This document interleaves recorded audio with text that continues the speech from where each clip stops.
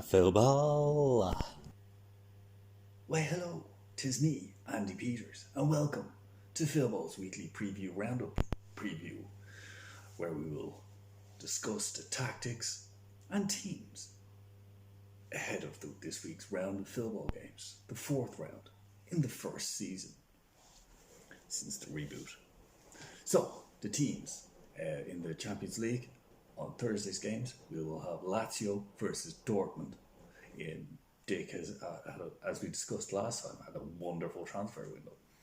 Can they do it? Will that have a really big impact? Or will Dortmund's less busy transfer window actually pay dividends?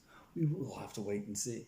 I mean, Lazio, I think, in this week's game are playing a 3-5-2, attacking with David Silva through the middle.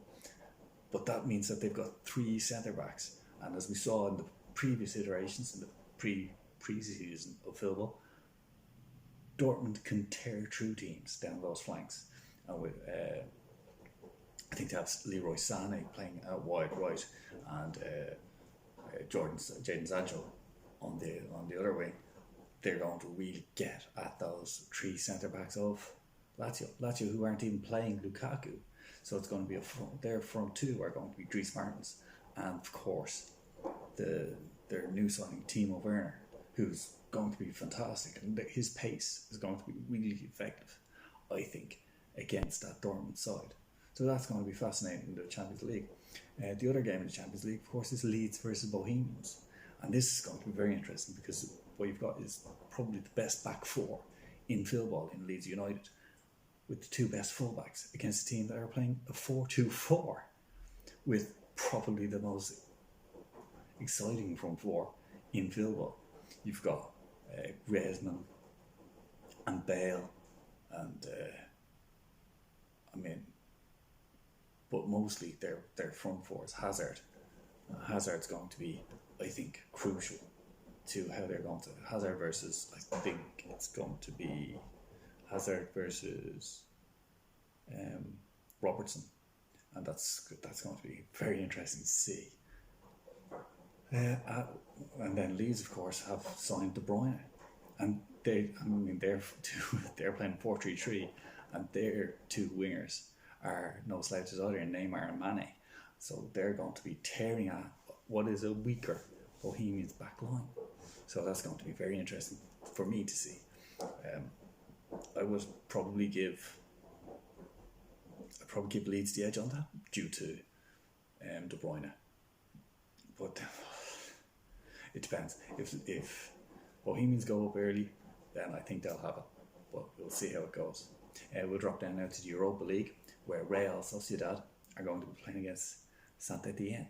And now Saint Etienne had a very busy transfer window, signing probably one of the better players and one of the more important players. One of the key issues that they had was they couldn't get Mane or Mbappe into the game.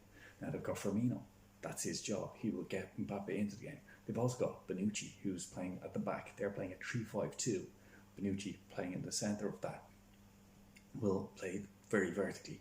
They'll get forward very quickly. Real Sociedad have really struggled in all aspects of Philball.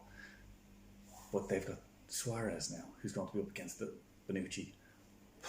I mean, they've got the Depay as well. Two new signings, two very dynamic players, two very different players to what they had beforehand. Suarez, proper goal getter against Bonucci and Lenglet, I think, and somebody else whose name escapes me. But I think it's going to be very interesting to see. They're playing 4-2-2, so against a 3-5-2. I think, so there's a good chance that they'll overload that back three, because with two attacking midfielders behind those two strikers, it's going to be very tough for ASS to stop that. But then ASS have, as I said, Firmino up front, so we'll see how that goes. I'd probably give Sociedad the edge on that one, but then we'll see how I've been wrong before. Next is MK Dons, and they'll be playing against a very strong Cone side. MK Dons are playing a 4-3-3. New signing Modric straight in the team. Obviously, he's one of the best players in the game. He's going to link play, but I'm assuming that what they're hoping for is something a bit similar to what early season Lazio were getting out of De Bruyne with Modric in there. And Cullen are playing same formation that they were using towards the end of the last season, with Messi behind the front two, Messi and Havertz behind the front two, Rashford straight in the team, very dynamic, very fast, but Telles is also in the team, left back, very strong, very fast. Really, I mean, he's going to have to be. He's up against Salah, who's been very disappointing so far this season, but I think we're in for a bit of a treat. See how he gets on.